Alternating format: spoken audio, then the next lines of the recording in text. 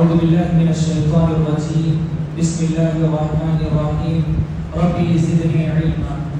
عزیز بھائیوں، آج نماز میں سورہ یوسف کی تلاوت کی گئی۔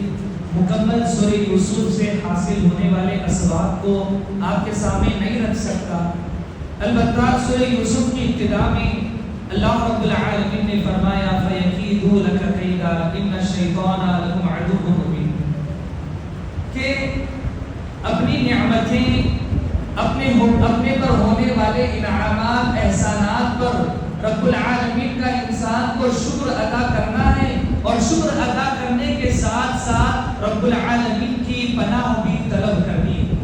ایک انسان نعمتوں میں ہے، ایک انسان انعامات پر ہے، تو ایسا نہیں کہ وہ محفوظ ہے۔ جب انسان نعمتوں میں ہوتا ہے حاسدین پیدا ہوتے ہیں، جلنے والے لوگ پیدا ہوتے ہیں۔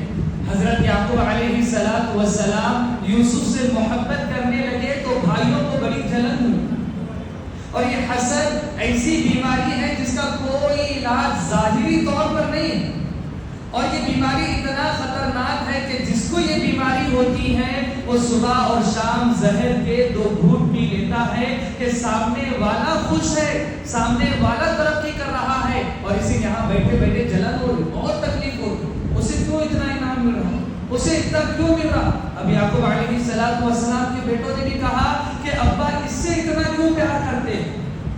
اب دیکھیں یہ حسد کتنا خطرناک ہے، کتنا نقصان کا ہو سکتا ہے۔ اللہ کی پناہ ضرور طلب کرے حسد سے۔ بھائیوں نے اب طے کیا کہ نہیں، ایسے نہیں بنے گی بات، ہمیں کام کرتے ہیں یوسف کو مار دیں گے جان سے تاکہ ابا کی محبت ہمیں مل جائے۔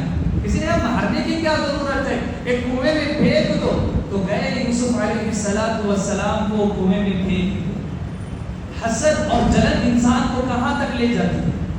حسد جلن یہ تمہاری نیکیوں کو ایسے کھا جاتی، ایسے ختم کرتی جیسے جنگل کی آگ اس کی لکڑیوں کو ختم کر دیتی۔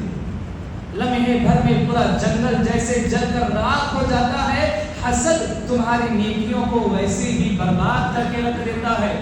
حاسدین سے پناہ مانگنے سے متعلق اللہ نے فرمایا وَمِن شَرِّ حَاسِدٍ إِذَا حَسَدَ، اے اللہ تعالیٰ میں تیری پناہ میں آتا ہوں جب یہ حسد کرنے والے حسد کرتے ہیں۔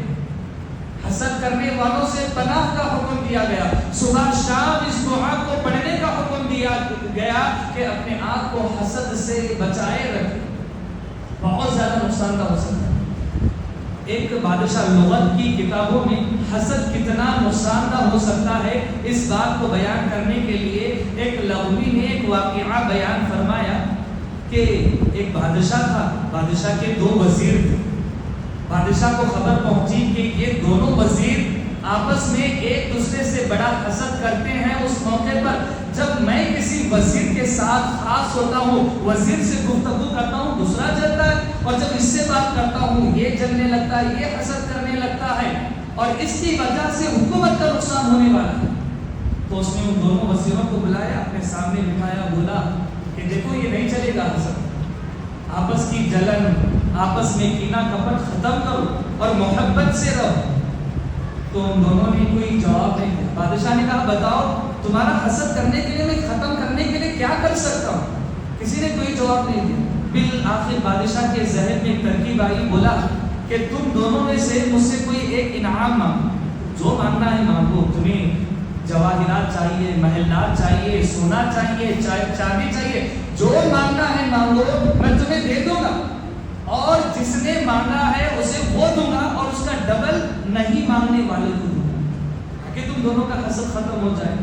اب یہ دونوں ہے، یہ برداشت نہیں کر سکتے کہ مجھ سے زیادہ اسے ملے، تو دونوں ایک دوسرے سے کہتے ہیں بھائی تو مانگ، وہ کہتا ہے بھائی تو مانگ، وہ کہتا ہے تو مانگ، وہ کہتا ہے تو مانگ۔ ایک لمبی مدت ہو گئی، تو مانگ تو مانگ۔ بادشاہ کو غصہ آیا، بولا کہ اگر اب نہیں مانگو گے دونوں کو مار دوں گا جان سے۔ ایک ڈر گیا اس مصیبت سے اور آگے بڑھا، بولا بادشاہ میری ایک آنکھ کھول دو۔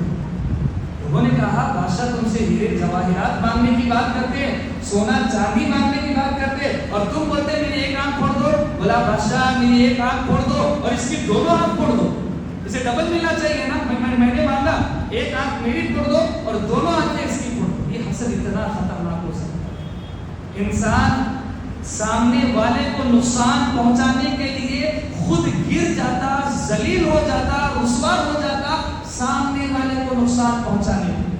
اسی لیے اپنے اندر حسد نہ پیدا کریں۔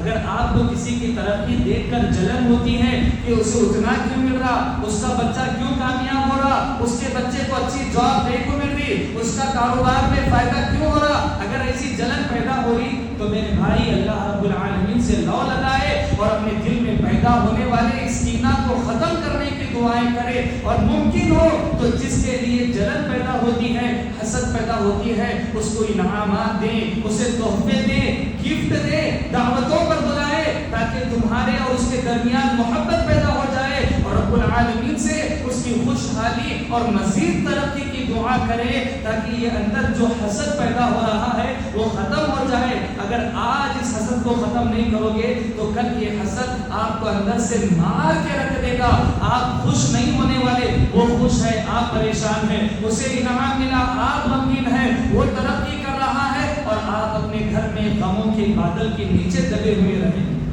لہذا حسد کو ختم کرنے کی کوشش کریں۔ اللہ رب العالمین سے دعا ہے کہ رب العالمین ہمیں آپس میں ایک دوسرے سے محبت کرنے کی توفیق عطا فرمائے۔ السلام علیکم ورحمۃ اللہ۔